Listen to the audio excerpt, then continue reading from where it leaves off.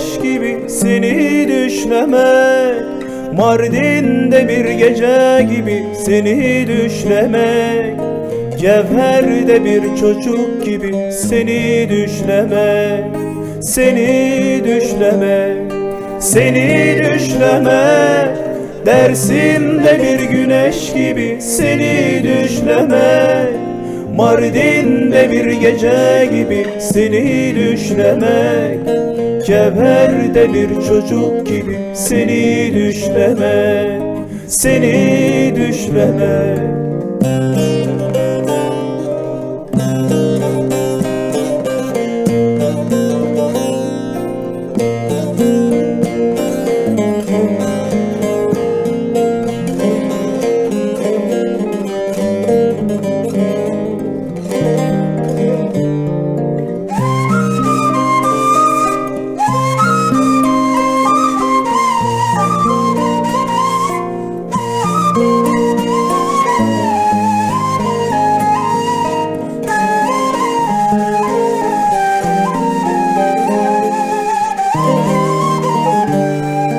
Seni düşlemek, annemi koklamak gibi seni düşlemek, sınırları aşmak gibi seni düşlemek, özgürlüğe koşmak gibi seni düşlemek, seni düşlemek, seni düşlemek, annemi koklamak gibi seni düşlemek, sınırları aşmak gibi seni düşlemek, özgürlüğe koşmak gibi seni düşlemek, seni düşlemek.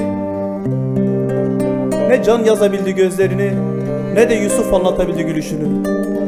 Suyun rengine benzer aşkın tarihsizliği.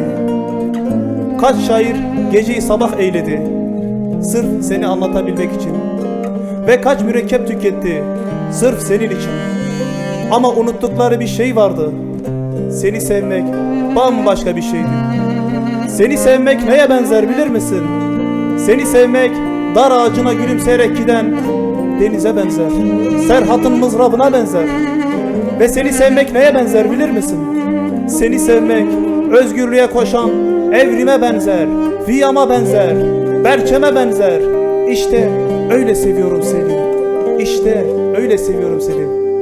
Seni düşlemek, Dersim'de bir güneş gibi seni düşlemek, Mardin'de bir gece gibi seni düşlemek, Cevher'de bir çocuk gibi seni düşlemek, seni düşlemek, seni düşlemek, annemi koklamak gibi seni düşlemek, sınırları aşmak gibi seni düşlemek, özgürlüğe koşmak gibi seni düşlemek, seni düşlemek.